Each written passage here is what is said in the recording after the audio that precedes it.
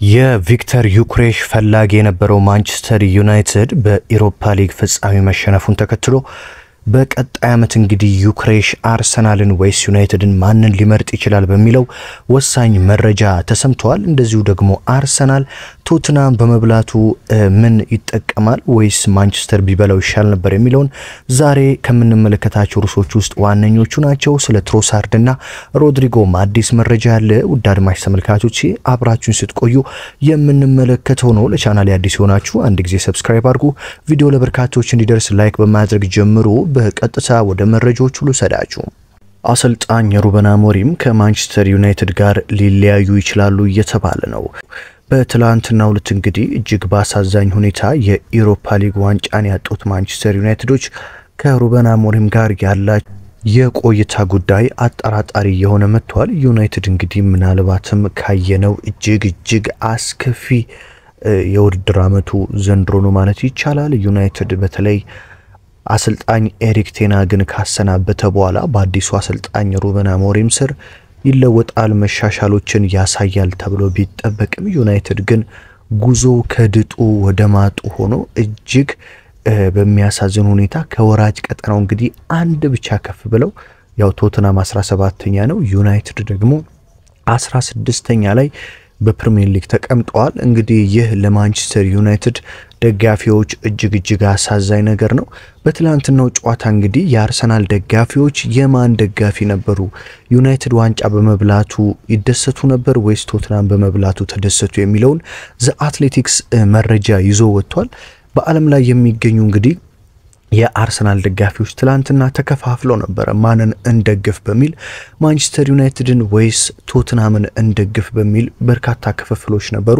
እንደሚታወቀው በእንግሊዝ እንግዲህ አርሰናልና ቶትናም ኃይለኛ ደርቢ እንደሆኑ ይታወቃል። ስለዚህ በእንግሊዝ ውስጥ የነበሩ የአርሰናል ደጋፊዎች ማንቸስተር ዩናይትድ ዋንጫውን እንዲበላ አጥብቀው ይፈልጉ ነበር።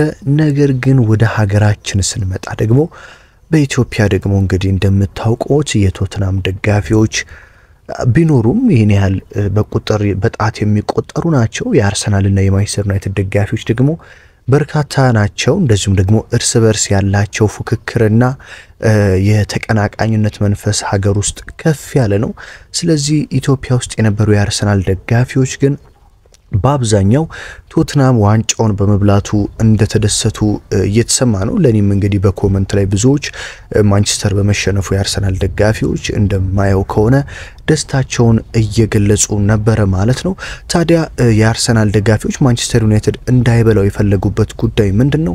ባለፈው አርሰናል እንግዲህ ከግማሽ ፍጻሜ መውጣቱን ተከትሎ ማንቸስተር ዩናይትድ ደግሞ ዋንጫውን ከበላ ከአርሰናል የተሻለ ሲዝን አሳልፈናል ብለው ያነሳሉ። ስለዚህ ማሸነፍ የለባቸውም የሚሉ የአርሰናል ደጋፊዎች በርካታ ነበሩ። ሆኖም ማንቸስተር ዩናይትድ እንግዲህ በቶትናም ሆትስፐር ዋንጫ ማጣቱ በርካቶችን አስገርሟል። ምክንያቱም ማንቸስተር ዩናይትድ የበርካታ ዋንጫዎች ልምድ ያለው ነው። ዩናይትድ በቴን ሃግ ስር እንኳን ዋንጫዎችን ያነሳ ቡድን ነው እንደዛ ደክሞ።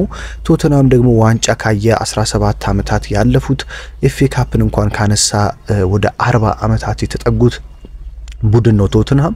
ስለዚህ በቀላሉ ዩናይትድ ቶትናምን አሸንፎ ዋንጫ ያነሳል የሚል የበርካቶች ግምት ነበረ። ነገር ግን ቶትናሞች እንግዲህ ከረፍት በፊት ባስቆጠሩት ግብ እንግዲህ ታግዘው 1-0 ማንቸስተር ዩናይትድን በአውሮፓ መድረክ በማሸነፍ የአውሮፓ ዋንጫን ከፍ ማድረግ ችሏል። ታዲያ ወደ አርሰናል መረጃ ከማለፌ በፊት አሰልጣኝ ሩበን አሞሪም ማንቸስተር ዩናይትድን ሊለቁ እንደሚችሉ ፍንጭ ሰጥተዋል። ትላንትና ከጨዋታው በኋላ እንግዲህ የቀይ ሰይጣናቶቹ ዋና አሰልጣኝ ሩበን አሞሪም በክለቡ አሰልጣኝነት እንዴት ነው የመቆየቱ ነገር ተብለው ተጠይቀው ነበር። እሳቸውም ቡድኑን የማሰልጠን ፍላጎት አሁንም አለኝ፣ ኃላፊነቴን በፍቃዴ ለመልቀቅ አላስብም። ነገር ግን አሉ ቦርዱና ደጋፊዎች ትክክለኛው ሰው አይደለህም፣ ዩናይትድን መልቀቅ አለብህ የሚል ስሜት ከተሰማቸው በማግስቱ ካሳ እንኳን ሳልጠይቅ በራሴ ሻንጤን ይዤ ዩናይትድን ለቃለሁ ሲሉ ነው የተናገሩት።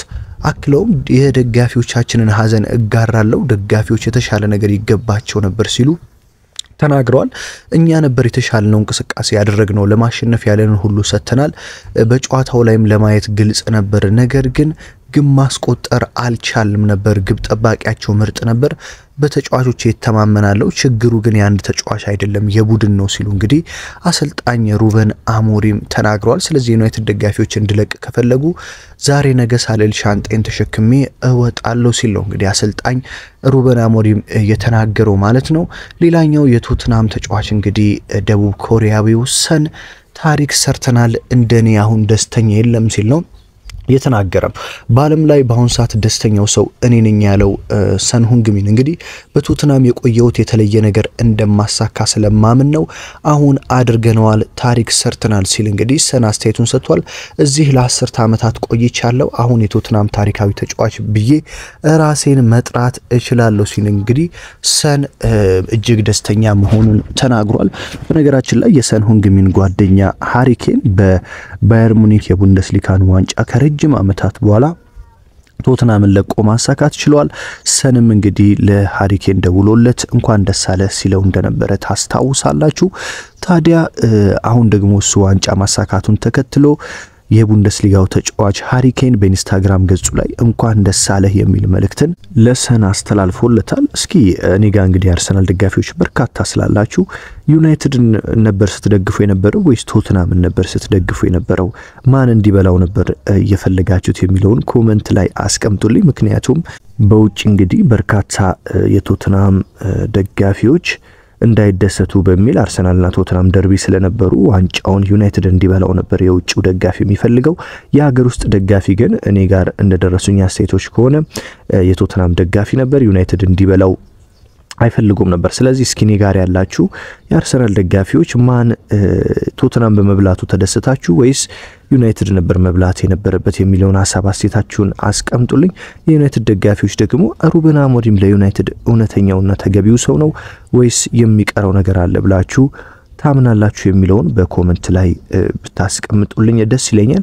ሌላ መረጃ እንግዲህ የሪያል ማድሪዱ ሮድሪጎ ወደ አርሰናል የሚያደርገውን ጉዞ ለመጨረስ እንደተቃረበ እየተሰማ ነው። አርሰናል በተለይ በቀጥታ ይፋዊ ጥያቄ ለሪያል ማድሪድ እንዳቀረበ ተሰምቷል። አርሰናል ከአትሌቲኮ ቢልባኦ ኒኮ ዊሊያምስ ይልቅ የሪያል ማድሪዱ ሮድሪጎ ቢመጣ ቡድንን ያጠናክራል በሚል እምነት ለሮድሪጎ ቀጥተኛ ጥያቄ እንዳቀረበ ነው የተሰማው። ስለዚህ ሪያል ማድሪድ ግን በሮድሪጎ በኩል ተጫዋች ካላስፈረምኩ ላለቀው ይችላል የሚል ሐሳብ እንዳለውና አሁንም የሮድሪጎ ሪያል ማድሪድን መልቀቅ ነገር እንዳልተረጋገጠ እየተዘገበ ነው። ሮድሪጎ ግን ማድሪድ ተጫዋች ያስፈርምም አያስፈርምም ልቀቁኝ እያላቸው ይገኛል። ነገር ግን ሪያል ማድሪዶች አሁንም በክንፍ በኩል ተጫዋች ካስፈረሙ ነው የሚለቁት የሚሉ መረጃዎች አሉ። ስለዚህ አርሰናል እና ቼልሲ የሮድሪጎ ከፍተኛ ፈላጊ ሲሆኑ አርሰናል ግን አሁን ወደ ዝውውሩ እየገፋና ነገሮች ከወሬ ባለፈ ወደ ወረቀት እየተቀየሩ እንደሆነ ነው እየተሰማ የሚገኘው። በነገራችን ላይ ትላንት ማንቸስተር ዩናይትድ መሸነፉን ተከትሎ ቪክተር ዮኬሬሽ ወደ ዩናይትድ የመሄዱ ነገር አጠራጣሪ ሆኗል። ስለዚህ ወደ አርሰናል የመምጣቱ እድል ሰፍቷል ማለት ይቻላል። ምክንያቱም ቪክተር ዮኬሬሽ በቀጣይ ዓመት በአውሮፓ መድረክ መጫወት ይፈልጋል። ማንቸስተር ዩናይትድ ደግሞ በቀጣይ ዓመት በዩሮፓ ሊግ አይሳተፍም፣ በኮንፈረንስ ሊግም አይሳተፍም፣ በሻምፒዮንስ ሊግም የለም። የሚጫወተው የሀገር ውስጥ ውድድሮችን ብቻ ነው።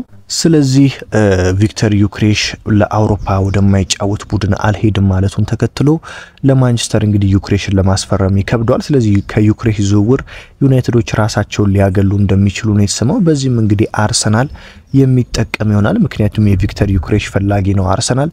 ስለዚህ መድፈኞቹ ምናልባትም ዮኬሬሽን ያለምንም ተቀናቃኝ በጥሩ ገንዘብ ወደ ኤሚሬትስ የማምጣት እድል ሊኖራቸው ይችላል። ዩናይትዶች ግን እንግዲህ የውልብሱን ማቴዎስ ኩናን አግኝተዋል። ስለዚህ የዮኬሬሽን ጉዳይ የሚተውት ነው የሚመስለው። ዮኬሬሽ የሩበን አሞሪም ስር በስፖርቲንግ ሊዝበን ቢሰራም እንደ ትልቅነቱ እንግዲህ ለአውሮፓ መድረክ መጫወት ስለሚፈልግ ዩናይትድን የመቀላቀሉ ጉዳይ አሳሳቢ እንደሆነ ነው የተሰማው። ስለዚህ አርሰናሎች ዮኬሬሽን ካስፈረሙ በኋላ ወደ ሮድሪጎ ፊታቸውን ያዘራሉ። ስለዚህ የክረምት ዝውውሩ እንደተከፈተ መድፈኞቹ የመጀመሪያ ፍላጎታቸው የስፖርቲንግ ሊዝበኑን አጥቂ በዩናይትድ የሚፈለገውን ዮኬሬሽን ማምጣት ነው። በሌላ በኩል አርሰናል የትሮሳርድን ውል ለማራዘም እየተነጋገረ እንደሆነ ተሰምቷል። ትሮሳርድ እንግዲህ ሊለቅ ይችላል የሚባሉ መረጃዎች የነበሩ ቢሆንም አርሰናል ግን ከሊያንድሮ ትሮሳርድ ጋር ኮንትራትን በማራዘም ጉዳይ ንግግር እንደጀመረ ነው የተሰማው። ስለዚህ ሊያንድሮ ትሮሳርድ በመድፉ ቤት የመቆየት ጉዳይ ሊኖረው ይችላል። ቶማስ ፓርቴ የኤምሬትስ በተደረገው የመጨረሻ ጨዋታ በኋላ እንግዲህ ለደጋፊዎች እየተሰናበተ መውጣቱ በበርካቶች ዘንድ ጥያቄ እንዲፈጠር አድርጓል። ሊለቅ ነው ወይ የሚል ጥያቄ። ስለዚህ ትሮሳርድ የመቆየት እድል አለው። የቶማስ ፓርቴ ግን እስካሁን ድረስ እንዳልተረጋገጠ መረጃዎች እየወጡ ነው ማለት ነው። ስለዚህ ስለ ቶማስ ፓርቴም ሌሎች መረጃዎች ሲወጡ ወደ እናንተ ማድረስ ይሆናል።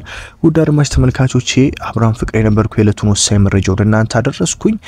ቻናላችን በአጭር ጊዜ ተወዳጅነትን አትርፏል። አዲስ የሆናችሁ ካላችሁ አሁንም ሰብስክራይብ በማድረግ ቤተሰብ በመሆን በየዕለቱ ስፖርታዊ ጥንክሮችን ማድመጥ ትችላላችሁ። በሌላ መረጃ በሌላ ጥንክር እስከምንገናኝ ደግሞ ሰላም ተመኘውላችሁ።